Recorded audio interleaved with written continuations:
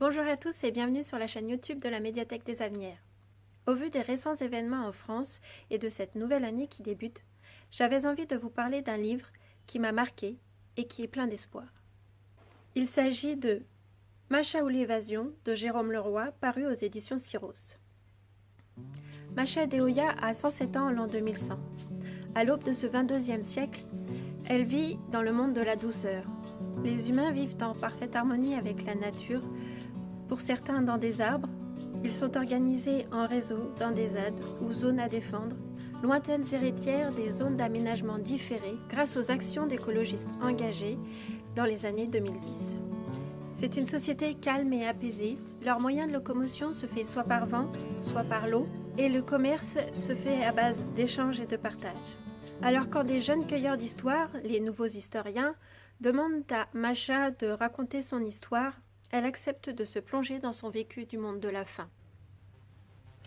C'est un monde apocalyptique qui ressemble par bien des côtés à notre présent. Macha, à cette époque, a 17 ans. Elle vit avec sa mère, qu'elle voit dépérir, mariée à son beau-père qui est violent et qui est engagé dans un parti politique d'extrême droite. À la veille de ses 18 ans, après la mort de sa mère, Macha décide de fuir le quartier pavillonnaire ultra sécurisé dans lequel son beau-père avait voulu les installer pour se protéger d'une guerre civile. Elle va alors rejoindre une ZAD où elle va rencontrer des personnes qui vont lui montrer le monde tel qu'il est. Elle va aussi rencontrer une certaine Clara que vous pourrez retrouver dans un précédent roman de Jérôme Leroy, Norland.